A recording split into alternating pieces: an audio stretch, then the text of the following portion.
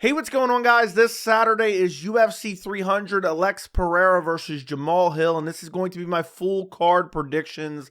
I'm going to go through every single fight on the card and give you a quick breakdown and prediction. It's hard to believe that UFC 300 is finally here, and also it's hard to believe that this is the official UFC 300 poster. What an absolute disgrace for the greatest UFC fight card of all time on paper. Let's start with the very first fight, Deiveson Figueiredo versus Cody Garbrandt. I toyed with the idea of picking Cody Garbrandt. I'm looking at Deiveson Figueiredo, his last fight against Rob Font, and I know he won, but honestly, going back and rewatching that fight, he didn't look all that great. He looked open for counters. He was eating some shots from Rob Font, and what really won him that fight was mixing in the grappling against Rob Font. Now, I understand that was his first fight up at bantamweight, and I understand that Rob Font even has a dominant win over Cody Garbrandt, but I was thinking, Cody Garbrandt has pretty fast hands, has pretty nasty power, has pretty good leg kicks. But then I go back and watch Cody Garbrandt's last two fights, and he's getting his leg chopped by Brian Kelleher. Got a nasty KO win, but was getting his leg chopped up. The fight against Trevin Jones, I can't believe that. And that was a year ago. Trevin Jones is not that good, and Cody Garbrandt's going life and death with him. That's a bit of an exaggeration. I think Cody Garbrandt could get an upset here. He's 32 years old, 4 years younger than Deiveson Figueiredo. Figgy coming up a weight class. I know he has one fight now at bantamweight, recently. I could see Cody getting it done. Honestly, I could, but I have to go Deiveson Figueiredo. I think he gets it done. I think he probably chins Cody Garbrandt. I still cannot get out of my mind. It is seared into my brain how chinny Cody Garbrandt is. And honestly, I remember he was getting tagged by Trevin Jones in the third round of their fight. You go back, he got KO'd by Kai Kara France when he went down a weight class. He got KO'd multiple times by TJ Dillashaw. His chin is just taken so much damage over the course of his career. I know he's a former bantamweight champion. I think he lost a lot of confidence. Maybe he's gained it back with wins over Trevin Jones and a win over Brian Kelleher. But I just think Figgy's too well-rounded. Figgy came up from flyweight, had nothing but competitive matchups with Brandon Moreno outside of one where he got choked out. The last fight where he got finished, he just got really tagged in the eye. He was losing, but, it wasn't really a true TKO. I find it hard to believe that Figueiredo up a weight class all of a sudden is going to get chinned by Cody Garbrandt, which I think Cody Garbrandt's best path to victory is probably landing one of those nasty hooks. Because honestly, I think Garbrandt might even have a speed advantage. But I'm watching Garbrandt get his legs chopped against Brian Kelleher. I'm seeing Figgy chop the legs of Rob Font, mix in the grappling. I think Figgy's cardio looked a little bit off at 135, but he's probably adjusted and made, changes with that. And I think he's going to come in looking better at bantamweight this fight. And I think Figgy chins him, honestly. I'm going to go Figgy second round KO. I cannot trust Cody Garbrandt's chin. I do wonder, though, because Figgy's success against Rob Font, a lot of his success was predicated on the fact that he had the threat of the takedown. I don't know if he's still going to have that same threat against Cody Garbrandt. Cody Garbrandt, it was a while ago, but he was taking down Rob Font. So I think Cody Garbrandt's wrestling base could land, could leave him, being able to have more success on the feet because he's not worried about the takedowns of Figgy, because Figgy's style is just to march forward and not respect anyone striking. But ultimately, I can't pick Cody Garbrandt at this point. A win over Brian Kelleher, a win over Trevin Jones. When was his last actual quality win? Rafael Sunsao 4 years ago. I can't pick Cody Garbrandt, but don't be shocked if he comes through and somehow wins this fight. But I'm going Deiveson Figueiredo. I'm going to say second round TKO. Clips Cody Garbrandt on the chin, puts him down bad, finishes him off, puts him out cold, honestly, with ground and pound shots. I'm going Figgy second round KO. Moving up on the card, we have Bobby Green versus Jim Miller. Honestly, this fight's a little bit tricky. This is a fight, honestly, it was booked multiple times. I remember it was booked for UFC 172 way back, and I believe it was 2014, and then it was booked several times since then, and it never came to fruition. And now it's happening. It's the perfect time, honestly. Bobby Green coming off that brutal KO loss against Jalin Turner where the referee just wanted to watch him get beat to death. Before that, got a shocking win against Grant Dawson where he just clipped him early and slept him. Fight before that, beat Tony Ferguson. Honestly, didn't look that great in that fight. Then the headbutt against Jarrett Gordon, Drew Dober, the left hook against Drew Dober where he was winning, but then he got clipped up with a left hook and got slapped.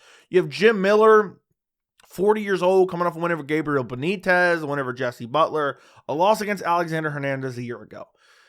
And that's where I'm kind of like, you know what?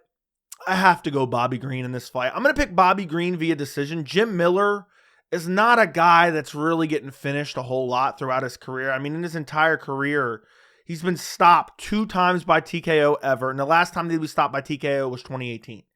I don't see Bobby Green finishing him, but Jim Miller's 40 years old. He's slowing down. A year ago, he's getting beat up by Alexander Hernandez, who just lost to Damon Jackson this past weekend. I do think, Bobby Green took a lot of damage in his last fight against Jalin Turner. He took that on short notice. He was tagging Jalin Turner in that fight a little bit. And, I do worry 4 months later after taking, that was life-altering damage in my opinion. I do worry about that, but I think overall he's the better striker. I think he has good power. I think he's going to have a massive speed advantage. I don't think Jim Miller's going to be able to grapple him. Jim Miller's just a guy who's just kind of turning back not great competition. He has decent power. He has good striking. He has good jiu-jitsu and good grappling. He's been around forever. 37-17 is his overall record. But same reach. Bobby Green has a little bit of a height advantage. I think Bobby Green has a decent striking advantage in terms of speed and power. Bobby Green isn't young himself. He's 37 years old, but I just think I see Bobby Green touching up Jim Miller. I see Jim Miller getting busted up like he did against Alexander Hernandez, unless Bobby Green's chin is completely gone. Because Jim Miller does have some okay power still. So maybe Bobby Green's chin's completely gone and Jim Miller clips him because Bobby Green keeps his hands down low. But he keeps his hands down low, and then he finds these awkward angles to land on his opponents, and it helps him with his takedown defense. I see Bobby Green touching up Jim Miller and winning a decision. I'm going Bobby Green via decision. Moving up on the card, we have Jessica Andrade versus Marina Rodriguez. What I love about UFC 300 in general, I know a lot of people, even myself included, have crapped on some of these fights a little bit. I love how a lot of these fights, are straight up toss-ups. Jessica Andrade, Marina Rodriguez is literally the definition of a 50-50 fight. Both decent strikers. Jessica Andrade has the power advantage. I've been picking against Jessica Andrade for a little bit now because, she's been showing up for paychecks. But her last fight, she went out there and slept Mackenzie Dern. Honestly, though, Mackenzie Dern was doing okay early. Before that, 3 straight losses. Got submitted by Tatiana Suarez, got KO'd by Yan Xiaonan, and got submitted by Erin Blanchfield. None of those losses, honestly, are that bad. And then before that, a win over Lauren Murphy. Yeah, Marina Rodriguez, win over Michelle Waterson-Gomez in her last fight, lost to Verna Jandaroba, got out-grappled, and then a KO loss to Amanda Lemos, who Jessica Andrade has a submission win over. In this fight, obviously, it's going to be a striking matchup. Marina Rodriguez, a little bit longer, 3-inch reach advantage, but honestly, I think neither one of these girls have the greatest of grappling, but Marina Rodriguez, Michelle Waterson took her down in the first round, and while Marina Rodriguez did get up and beat her up and absolutely savagely beat her in the clinch and with elbows and knees to the body and eventually just absolutely decimated her, I don't think Michelle Waterson-Gomez belongs in the UFC anymore. I don't think she's close to being on the level of Jessica Andrade. I think Jessica Andrade is going to be able to bully Marina Rodriguez. I think she's going to be able to close the distance. I think she'll be able to absorb punishment from Marina Rodriguez. And I think she's faster. I think she's more powerful. I think she probably has a grappling advantage, even though she probably won't use it. And also, Marina Rodriguez is 36 years old. Where Jessica Andrade, she's been around forever, only 32 years old. So, I do worry that, okay, Marina Rodriguez does have a height and reach advantage, but I think she's slowing down. I don't think she is as good as she once was. She throws a bit of sloppy hooks, honestly. And I think Jessica Andrade, more technical, more power. I think she can go out there. She'll have the strength advantage. And I think she'll walk Marina Rodriguez down. She'll eat some damage, but she'll be able to land some of her own. And I think she's far more powerful. And if she needs to grapple, Marina Rodriguez's grappling has never improved almost. So I'm going to go Jessica Andrade. I'm going to say Jessica Andrade sleeps her. Jessica Andrade loves to mix it up to the body. I can see her mixing it up to the body, getting Marina Rodriguez kind of worried about the body shots, then coming upstairs with like a nasty hook, dropping Marina Rodriguez and finishing her off with ground and pound. So I'm going to say Jessica Andrade, second round TKO over Marina Rodriguez. Moving up on the card, we have Jalin Turner versus Renato Moicano. What a fight this is. This was the last fight that the UFC announced, I believe, for UFC 300, if my memory is correct. This is a banger fight. Honestly, I think this is kind of an easy pick. There's no way in this world I could pick Renato Moicano. And I went back and watched some tape, and there's just no way. There's just no way he beats Jalin Turner. Unless Jalin Turner gasses himself out looking for a finish in the first round. You look at Jalin Turner's last fight, destroyed Bobby Green on short notice. You look at the fight before that, he lost to Dan Hooker split decision. I thought he did lose that fight, but he gassed out. He was dominating Dan Hooker early, gassed out. Fight before that, Mateusz Garbrandt took Mateusz Garbrandt on short notice. He was supposed to fight somebody else. I can't remember who it was. I don't think it was Dan Hooker. Maybe it was Dan Hooker. I can't remember for sure. And he took Mateusz Garbrandt on short notice, a totally different stylistic matchup. I do remember that. And honestly, this was a split decision. Some people still claim that Turner won based off of damage. And his grappling actually looked pretty good against Mateusz Garbrandt. And that's what this fight is. It's striker versus grappler. Renato Moicano coming off a win against Drew Dober, almost got finished in the second round with a lateral drop, was getting outstruck, got rocked in the first round, got touched up in the first round. Drew Dober, I think, gets smashed brutally by Jalin Turner. So Renato Moicano, whenever Drew Dober, whenever Brad Riddell, where he submitted him, Renato's going to be spamming takedowns nonstop. Jalin Turner, I mean, you have a 4-inch height advantage. You have a 3.5-inch reach advantage for Jalin Turner. He's improved on his wrestling. He has a full camp for this fight. Renato Moicano is almost 35 years old. At lightweight, we know kind of once you start getting up in age in the lower weight class, lightweight and below, you end up losing. I think Jalin Turner is still one of the best lightweights in the world. I think he'll be able to stuff the takedowns. He has sneaky guillotines as well that he can mix in there. And his power is unbelievable. And he has crazy killer instinct. If he hurts you, he will not let you off the hook. Kind of cost him against Dan Hooker, who's so tough, but I don't think Moicano can absorb the damage that Jalin Turner's going to be throwing. So I think really this fight is going to be, can Renato Moicano get the takedowns and control time? And I think maybe he gets 1 or 2 takedowns, but I think Jalin Turner, with his long, lanky frame, I think he'll be able to scramble back up, his improved wrestling, and I just think he's a nightmare matchup for Renato Moicano on the feet. Honestly, I think Jalin Turner finishes him. I'm going to go Jalin Turner first round KO. I think he dirts him bad like he did Bobby Green. I think Renato is going to shoot a couple takedowns early, maybe get one of them. Jalin Turner scrambles right back up, digs hooks, scrambles up. Never really lets Moicano cement the position. And I think Jalin Turner just starts piecing him up on the feet, bust him up badly, bloodies his nose. And I think Jalin Turner finds a nasty shot in the first round, puts Renato Moicano down, and finishes him off with ground and pound. I'm going Jalin Turner first round KO over Renato Moicano. Moving up on the card, we have Sodiq Yusuff versus Diego Lopes. What a tough fight to predict. Honestly, I've been going back and forth on this one. Sodiq Yusuff is so well-rounded. I picked him in his last fight where he lost to Edson Barboza, gassed himself out early looking for a finish. Barboza survives, comes back and wins the fight. Before that, Don Chanis, what does that really mean? Before that, I went over Alex Caceres. Okay. Before that, I lost to Arnold Allen. Sodiq Yusuff, his resume just really isn't that great. He hasn't fought. When he's fought a step up in competition, he tends to lose. Then you have Diego Lopes, made his UFC debut on short notice against Movsar Eviled, had a decent performance there. Got taken down to control, but was looking for submissions, did some damage from his back, landed some shots on the feet. Then after that, rocks Gavin Tucker and then submits him with a triangle. And then after that, brutally sleeps Pat Sabatini. Pat Sabatini was touching him. Diego Lopes is hittable. I do think the Diego Lopes hype is a little bit too much. I really do. I think people really just like Diego Lopes because he looks like he's from like a alternative boy band, basically. And he is super fun to watch. He's a nasty finisher. Honestly, he has 21 wins, or 21 of his 23 wins are via finish. This guy's a finisher primarily with his BJJ submission skills. But does he get it done against Sodiq Yusuff? Sodiq Yusuff very rarely ever been finished. Hasn't been finished since 2017. And I don't know. This is a big step up for Diego Lopes. I do believe, Pat Sabatini loses to Sodiq Yusuff. This is a tough fight to pick. I can really see this going either way. But you know what? It's going to make me pick Diego Lopes. I'm going to go Diego Lopes via decision.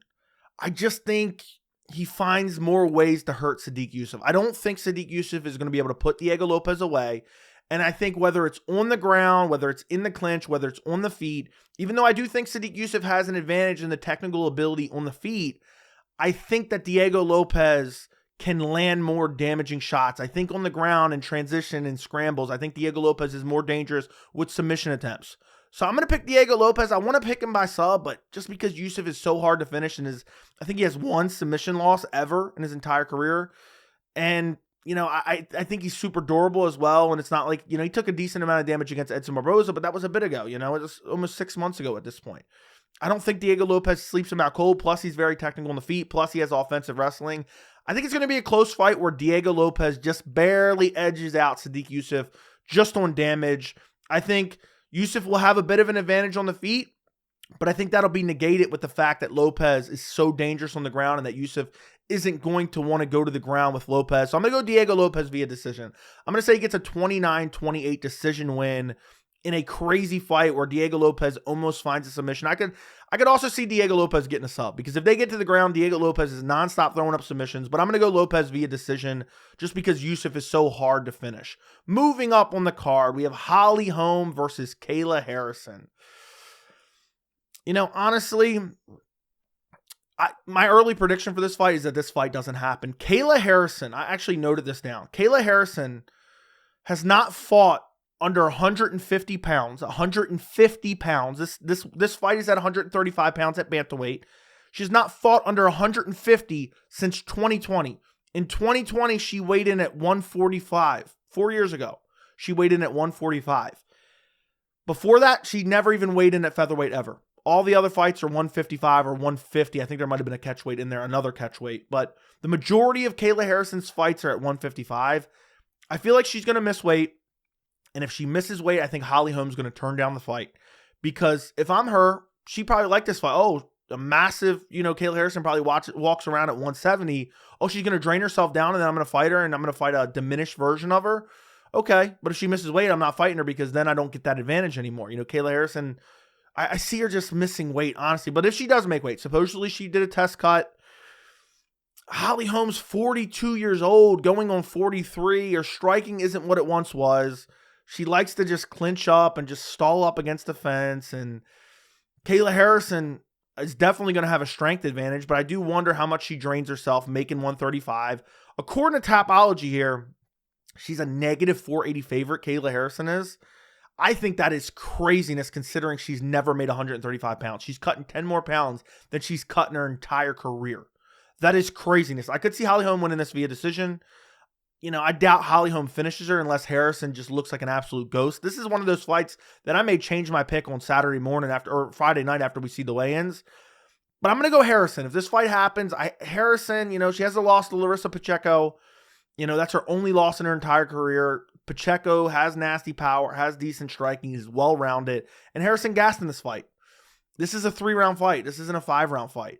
So I think Harrison gets it done. If she can make weight and she's not completely drained, I think she gets it done with her grappling. I'm going to say Kayla Harrison wins via decision over Holm. But honestly, could go either way. If Holm wins, I think she probably wins via decision as well. So either way, it's a decision. But I'm going to go Kayla Harrison to out-grapple her to a decision. Moving up on the card, we're still on the prelims. This is craziness. We have Calvin Kattar versus Aljamain Sterling at 145 pounds. Calvin Kattar is returning after a 1.5-year layoff. He had a knee injury against Arnold Allen, which is the big question mark in this fight. Without that injury, and we have a couple, fighters on this card that, in the next fight even, where they're returning off a long layoff after a catastrophic injury. That is the question mark here. Because if Calvin Kattar returns to form, I think he easily beats Aljamain Sterling. I'm going Calvin Kattar to get it done. I do worry about the injury. I do worry that he's coming back after a 1.5-year layoff. But when have we ever seen Calvin Kattar easily out-grappled? I went back and I was searching for it. I was looking at his fight against Renato Moicano. I was looking at his fight against Zabit Magomed Sharipov. In the Zabit fight, he got taken down like twice, but he scrambled right back up. And Aljamain Sterling has some of the ugliest wrestling entries I have ever seen. That's why he got KO'd by Sean O'Malley. And Calvin Kattar is slick on the feet, has slick boxing, has good power. Sterling's coming up a weight class. I'm going to go Calvin Kattar to finish Aljamain Sterling. I can't imagine a world where Sterling just ragdolls Calvin Kattar to the ground and chokes him out. That's what Aljamain Sterling likes to do. If he can get your back, he can beat you. But his striking is lackluster. He has kind of some funky, powerful kicks. His hands are absolutely terrible. And, I just think going up in weight, he could bully some guys down at bantamweight. I don't think he can bully Calvin Kattar, a guy who we've never seen, or at least not in recent memory, have we ever seen just out-grappled by anyone. Just dominated on the ground by anyone. Now all of a sudden Aljamain Sterling's going to do it. Maybe he creates a scramble, gets the back, and gets some control time. But I see Calvin Kattar boxing Aljamain Sterling up on the feet. I see him mixing in the kicks with punches. Calvin Kattar, I know he's lost his last few fights. The Arnold Allen fight happened super early. Allen was winning that fight. Before that, split decision loss against Josh Emmett. I think I actually scored that fight for Calvin Kattar. Before that, a win against Giga Chikadze. Before that, a loss against Max Holloway. Look at the level of opposition that he's fighting. And I know Aljamain Sterling just lost to Sean O'Malley where he got chin or TKO. Before that, a win over Henry Cejudo, a split decision win. Before that, a win over an injured TJ Dillashaw. Before that, a split decision win over Petr Yan that I thought he lost. Before that, a gifted title and an illegal knee from Petr Yan in a fight that he was winning. Up a weight class against a superior striker who doesn't have a history of being taken down repeatedly and controlled. I have to go Calvin Kattar in this fight. And I think Calvin Kattar finishes Aljamain Sterling. Unless Calvin Kattar is so compromised and so, has lingering effects from that knee injury, which was a year and a half ago when he comes in with crazy ring rust and he slips and ends up giving up his back in the first minute. And Aljamain Sterling has 4 minutes to work his jiu-jitsu. I see Calvin Kattar boxing Aljamain Sterling up badly, beating him up. And I'm going to say Calvin Kattar gets it done second round TKO over former bantamweight champion Aljamain Sterling. And where does Aljamain Sterling go from there? Does he go back down to bantamweight? Also, I do want to mention, people talk about Aljamain Sterling's kind of age a little bit. He's getting up there in age, 34 years old, going to 35. Calvin Kattar's 36. So year and a half layoff, injury, 36 years old. That is kind of a recipe for disaster, but I think Aljamain Sterling coming up a weight class. I think Kattar will be able to fend off the takedowns, the ugly entries from Aljamain Sterling. I think Aljamain Sterling will probably be on his hands and knees trying to bait an illegal knee. But I think Calvin Kattar will be just fine. He'll stuff the takedowns and box Aljamain Sterling up on the feet and get a second round TKO. Moving up on the card, we have the featured prelim, which this should be on the pay-per-view main card. We have Jiří Procházka versus Aleksandar Rakić. Aleksandar Rakić returning after a catastrophic knee injury 2 years ago against Jan Blachowicz. He was losing the fight early, then started to come back, and the tide was really turning where he was going to be winning, or he was winning, and then the injury happens. It could have been caused by Jan Blachowicz' leg kicks, it's up for debate. But either way, it's a long layoff to come back and return against former light heavyweight champion Jiří Procházka. This is a tough fight. I think a lot of people aren't super familiar with Rakić, to be honest, because he's had a lot of lackluster performances, but he's so well-rounded. But Jiří Procházka, so nasty on the feet, so aggressive, so wild, has brutal KO power. This is a tough fight to pick. This is truly a tough fight to pick because of the question mark of the long layoff for Aleksandar Rakić and the knee injury. Does he return to form? Because I thought Aleksandar Rakić, definitely a future title contender, definitely even a future champion. I thought of Rakić at one point because he's so well-rounded. He's a massive light heavyweight. He has good grappling. He's super well-rounded. I mean, he's good in the clinch. He's good everywhere. And, I wonder how is he going to look coming off a 2-year layoff and an injury. Meanwhile, you have Jiří Procházka returning after getting, KO'd by Alex Pereira, who's fighting in the main event. It was a bit of an early stoppage. Jiří was winning that fight. He won the first round, was winning the second round, and then he got caught with a left hook and then shot in on a takedown and got finished with hammer fist combined with elbows from Alex Pereira. But, you look at, honestly, you could say this about either one of their resumes, but I'm starting to cherry pick Jiří's resume, and I'm like, okay, he beat Glover Teixeira, went to life and death with Glover Teixeira, got out-grappled a bit in that fight. Before that, Dominic Reyes. That hasn't aged well at all, and that was a close fight. I mean, up until he deaded him, with a spinning back elbow. And then before that, Volkan Ozdemir. I'm looking at Jiří's UFC resume. It's not that great. And he can be controlled a bit, but honestly, he surprised me with his defensive grappling against Glover Teixeira. He was able to scramble quite a bit. But Rakić is so technical on the feet, hard to hit, always has his chin tucked, always defensively responsible, mixes in the grappling. You look back at his last few fights, he was out-grappling Jan Blachowicz, who, I know that's not, unheard of to out-grapple him. Before that, out-grappled Thiago Santos and outstruck him, kind of mixed in the clinch a lot in that fight, not really too much of taking him down and dominating him. Before that, out-grappled Anthony Smith and dominated him. That was 4 years ago. And then he lost a fight to Volkan Ozdemir. That's 4 years ago. Split decision. It was a razor-close fight. I think I scored it for Rakić, but I don't remember. It's so long ago. This is a tough fight to pick. But ultimately, I don't see Jiří Procházka going out there and KOing Rakić. He is unorthodox. He is crazy. He is wild. He does find openings that maybe wouldn't normally be there because of his unorthodox style. But ultimately, I'm going to go Aleksandar Rakić via decision. I'm going to pick Rakić.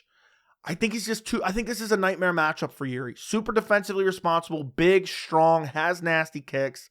We saw Alex Pereira chewing up the leg of Jiří Procházka in his last fight. I think Rakić will be slamming those kicks early and often. I think he'll mix in the grappling when he needs to. I think he'll make it ugly if he needs to in the clinch. And I'm going to pick Rakić to get it done. I'm going to say a 29-28 decision win.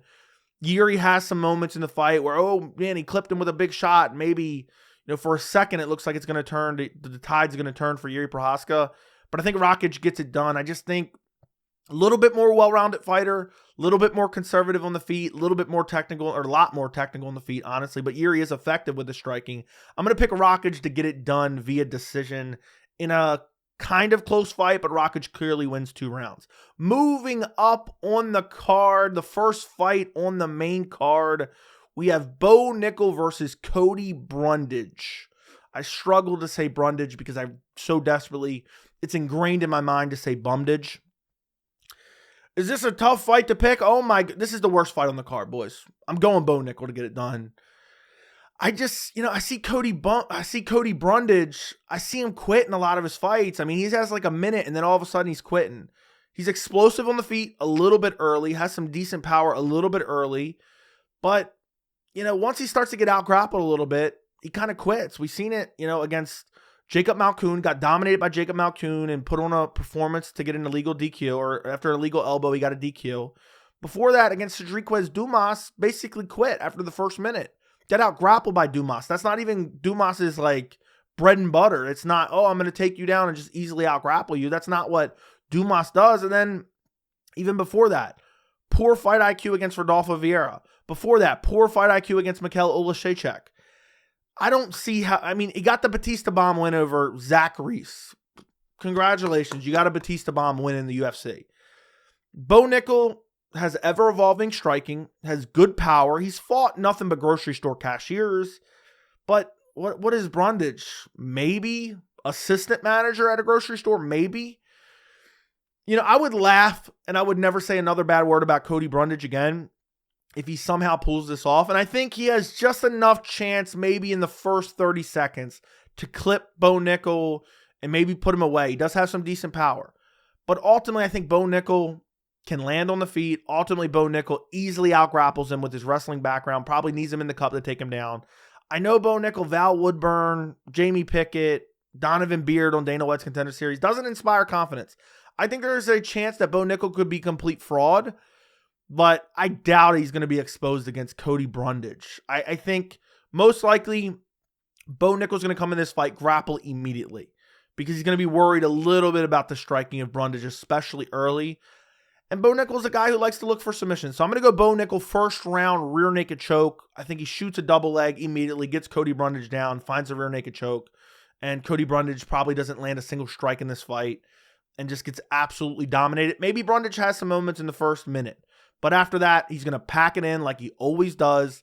And I see Bo Nickal finding a takedown, using his grappling, pressing him against the fence, dragging him to the ground.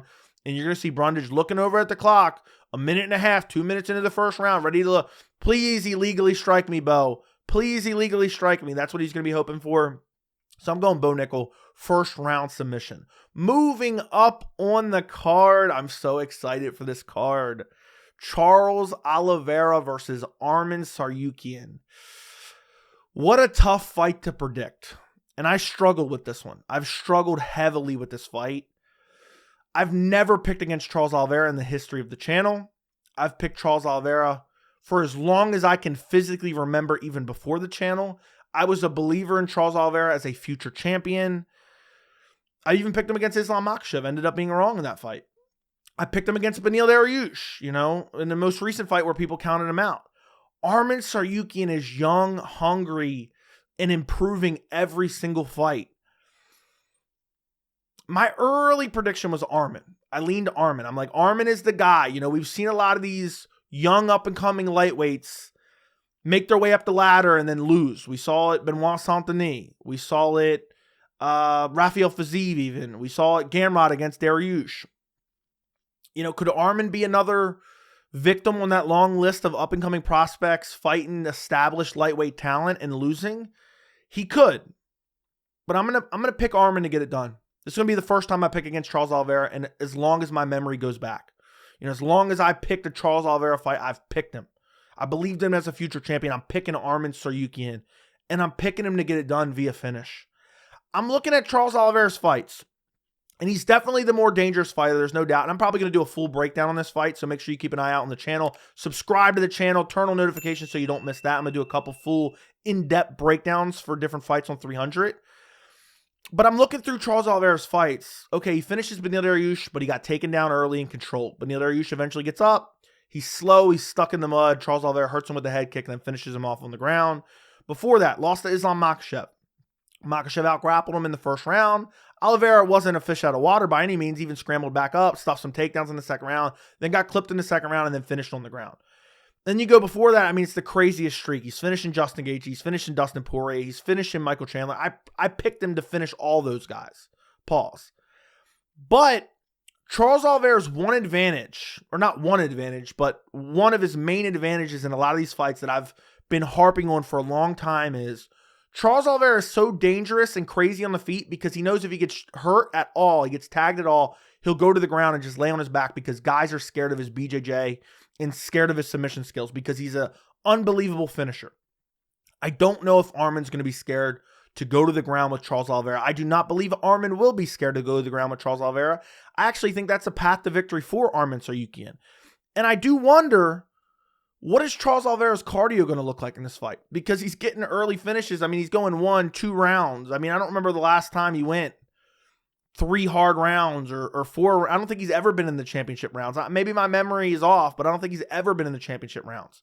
Where Arman, in his last fight, he was in a main event, trained for a main event there. I know, okay, that's same point for Charles Oliveira. Okay, he ended in the first round, slept Beneil Dariush badly. Before that, went 3 hard rounds with Joaquim Silva. He was dominating the majority of the fight. He got clipped, okay. He got clipped with a hook, too. Could Oliveira do that? Of course he could.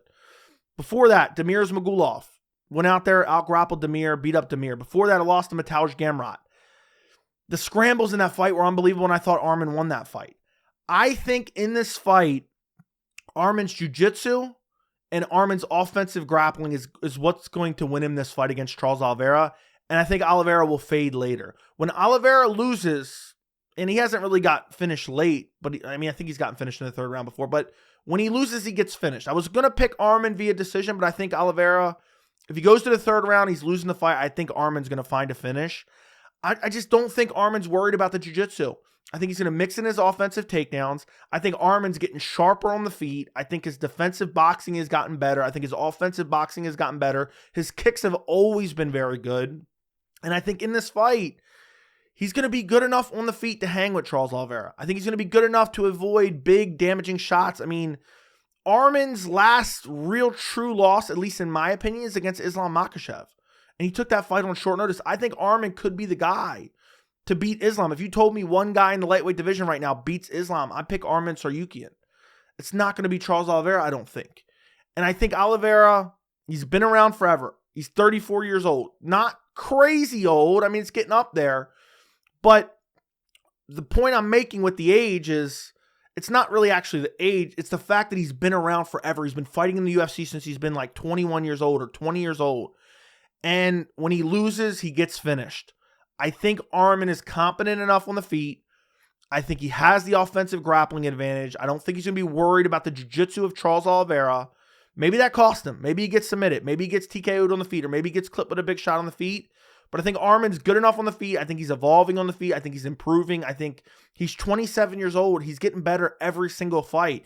I'm not talking about the skill set itself, but Arman in a way reminds me of the way I felt about Charles Oliveira.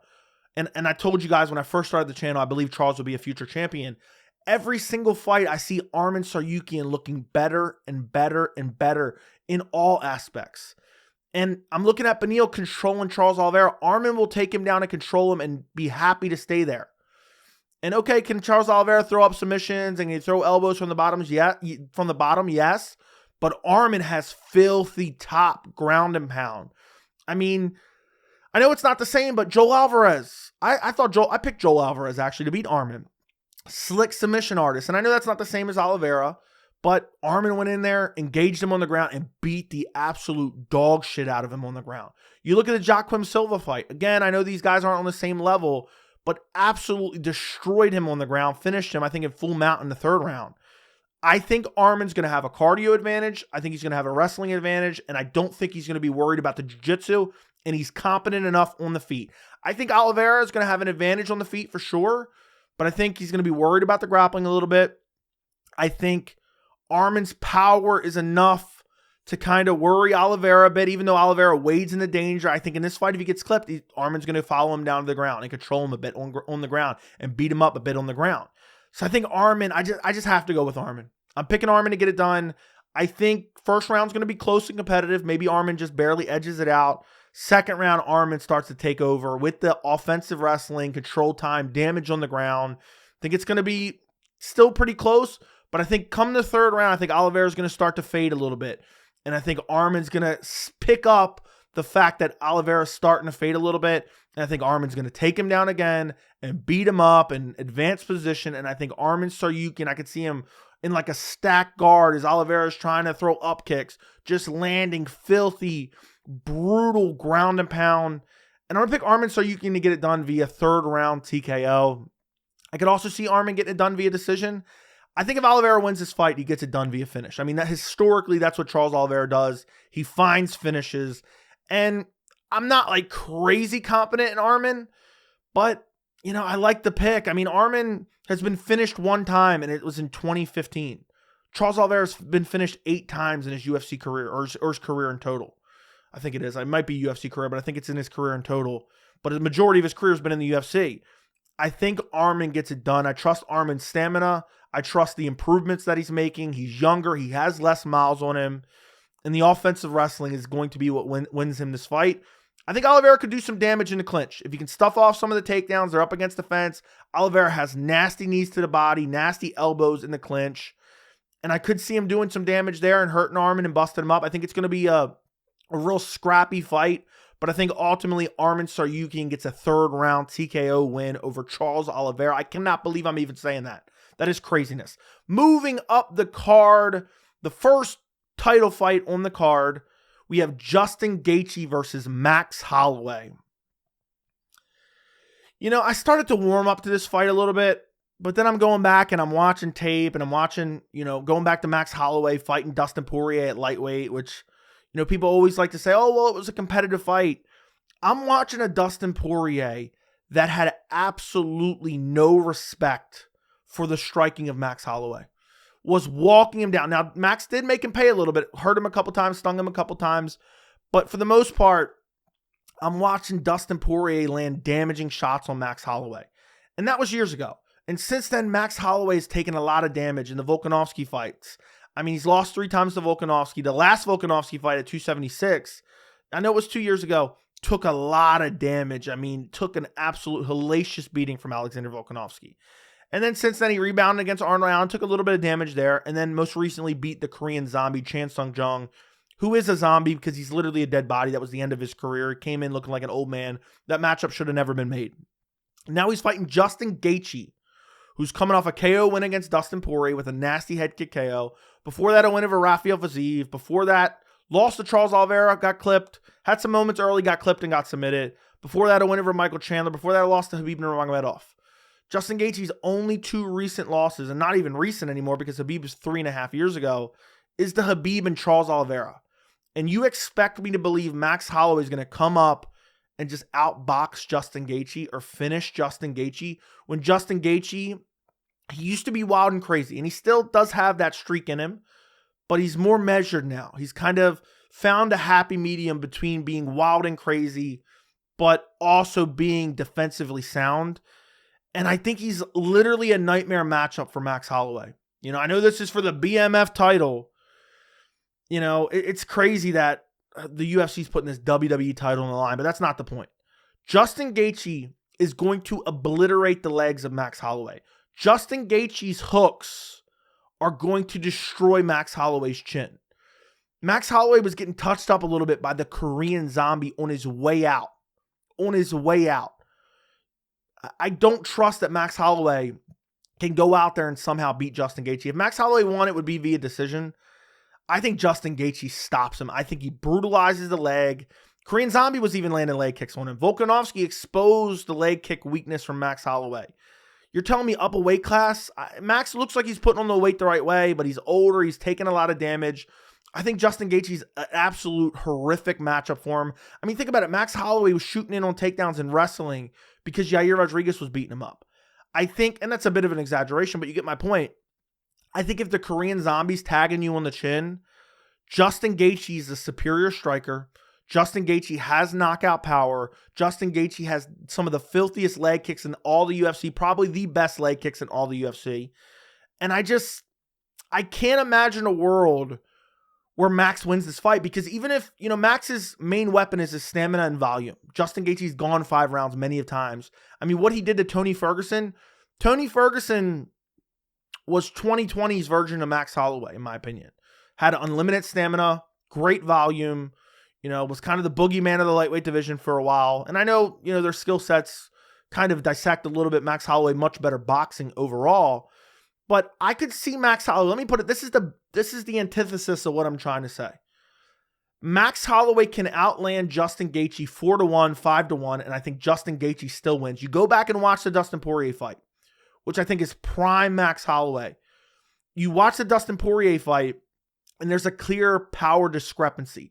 For every 4 or 5 shots that Max Holloway lands, Dustin just needed 1 and was doing just as much damage. I think Gaethje is going to tag him up, and I think Gaethje could end the career of Max Holloway. Now, I know Gaethje, I feel like people overhype his KO power a little bit. He's not really deadening people too much, at least recently, with the one-punch KO power. But, you look at Dustin Poirier. Dustin Poirier, I think, still beats Max Holloway. You look at Rafael Fiziev. He beat Rafael Fiziev a year ago. I think Rafael Fiziev beats Max Holloway. You look at the Charles Oliveira fight. I think Charles Oliveira beats Max Holloway at lightweight. You look at the fight before that, Michael Chandler. I honestly think Michael Chandler, he's been sitting out for 2 years, so who really knows? And he is a little bit chinny. I think I could even see Michael Chandler most likely beating Holloway. And Holloway isn't going to have the ability to just shoot nonstop and grapple nonstop and take Justin Gaethje down and control him and dominate him on the ground. I just don't see that happening. And that's Justin Gaethje's weakness. Justin Gaethje has horrible BJJ. This is going to be primarily a striking fight, and Justin Gaethje is going to beat the brakes off of Max Holloway. I'm going to say Justin Gaethje 3rd round TKO. I think Justin Gaethje is going to be respectful of Max Holloway, going to be respectful of the opponent in front of him. But he's going to obliterate that leg early and often. Probably the first strike that he throws is a calf kick immediately. And as Max Holloway starts to slow down a little bit, Justin Gaethje starts to find the chin, and Justin Gaethje brutally finishes Max Holloway in the 3rd round.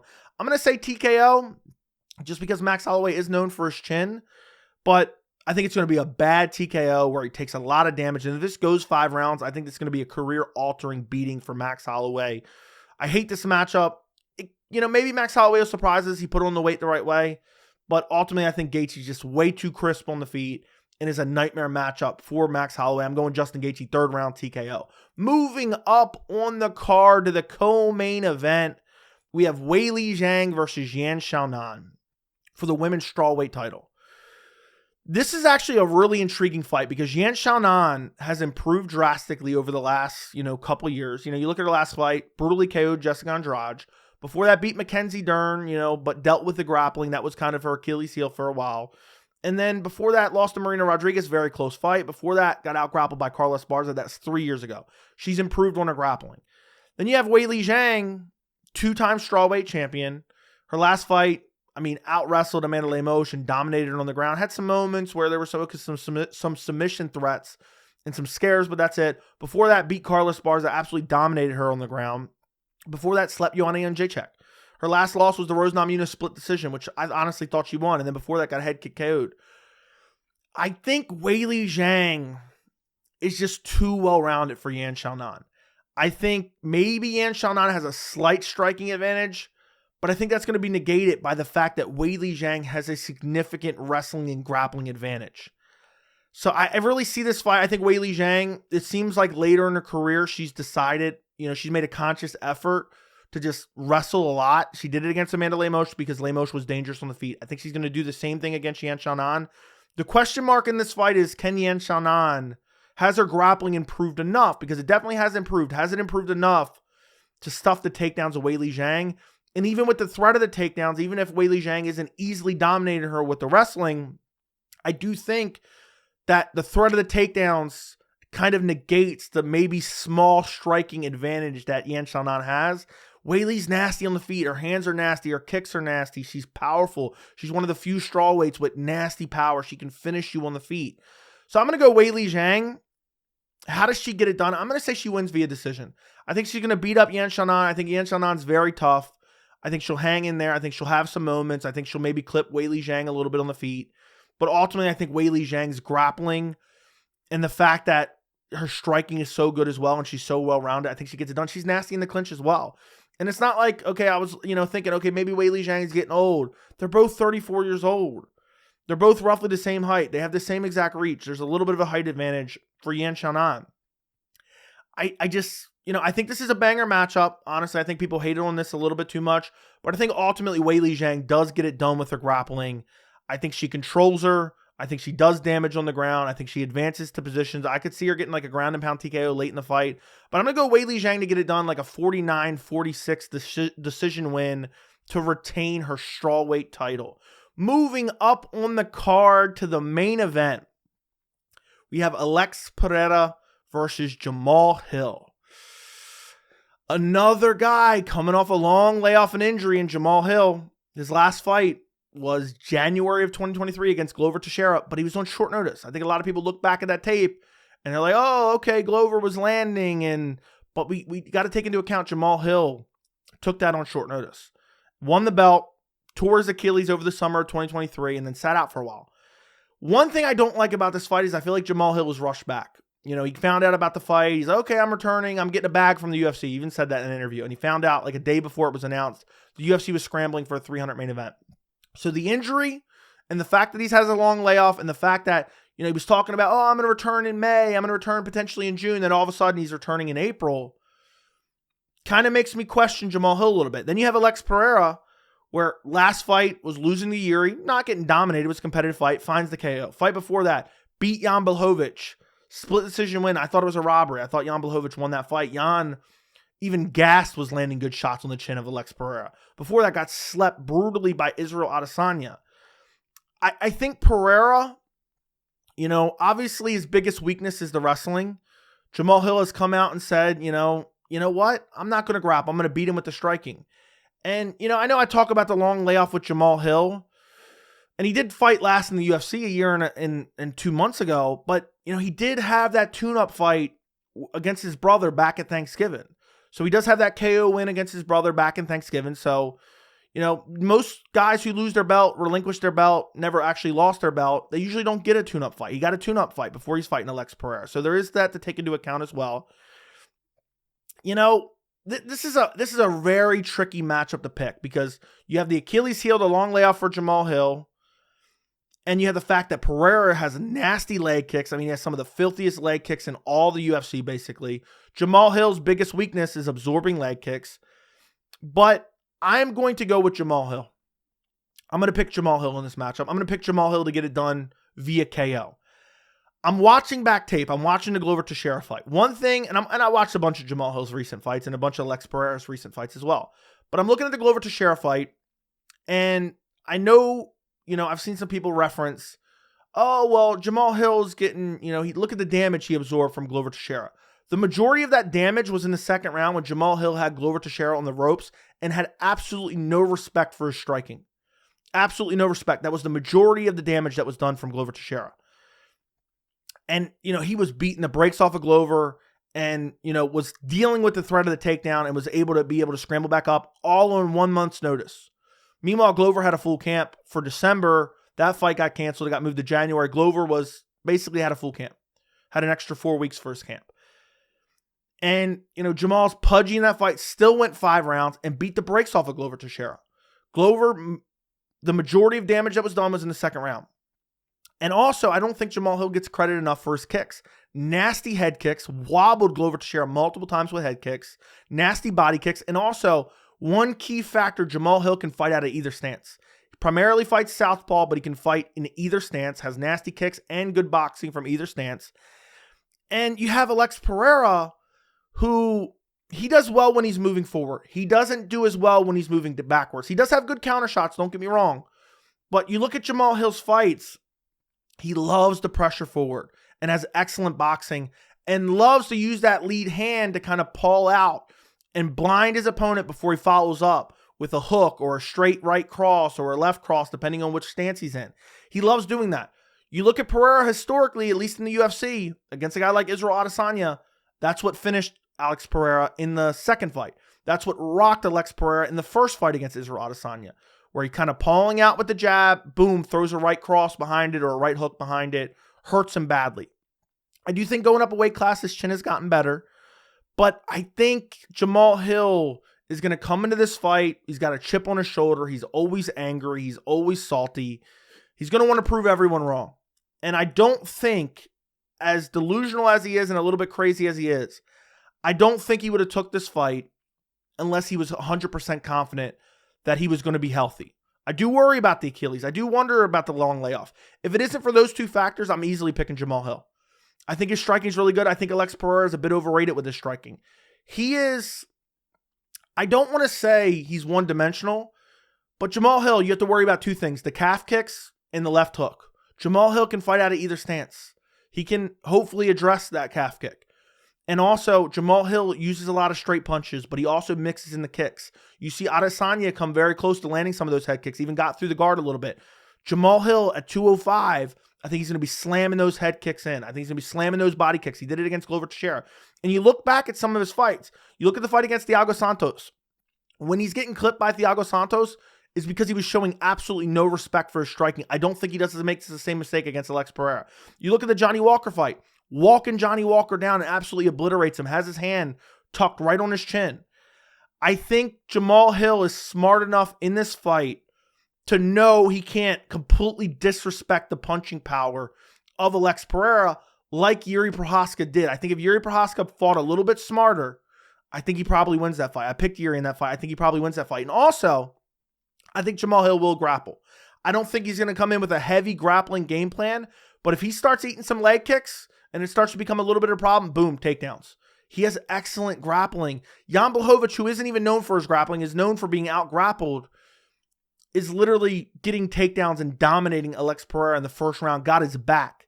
Jamahal Hill scrambling well and grappling well with Glover Teixeira. I think Jamahal Hill, and I think Pereira has improved with his grappling, don't get me wrong, but I think Hill can mix that in with his straight punches, with the switching of stances and the nasty kicks himself. Throw some good leg kicks as well. You combine that with the fact his last performance against Glover Teixeira, okay, he absolutely dominated him. Did he absorb a little bit of damage? Yes. He took that on a month's notice. So on a month's notice, I think, you know, I just think he's not looking his absolute best. He obviously wasn't in the best shape. And I think Pereira's striking defense is not that good. And when you pressure him, he folds a little bit. When you back him up, he is very susceptible to getting clipped with punches rather than when he's moving forward. His defense is a little bit tighter moving forward. You look, I mean, literally in every fight, Jiří's landing good shots pressing forward. Adesanya, the second fight, made it a priority to press forward. Jan Blachowicz pressing forward. Also, I don't trust Alex Pereira's cardio. Started to look tired in the Israel Adesanya fight where he got the finish. Started to look tired. I know he got the 5th round finish, but started to look tired. Jan Blachowicz fight was completely gassed in the second round. I know he was forced to grapple, and I know they were at elevation, but still gassed. Even in the Jiří Procházka fight. I mean, this is a bit of a stretch, but he was starting to look tired in that second round before he found that left hook. I mean, I'm not saying he was gassed by any means, but I didn't trust his cardio to go 5 rounds like that.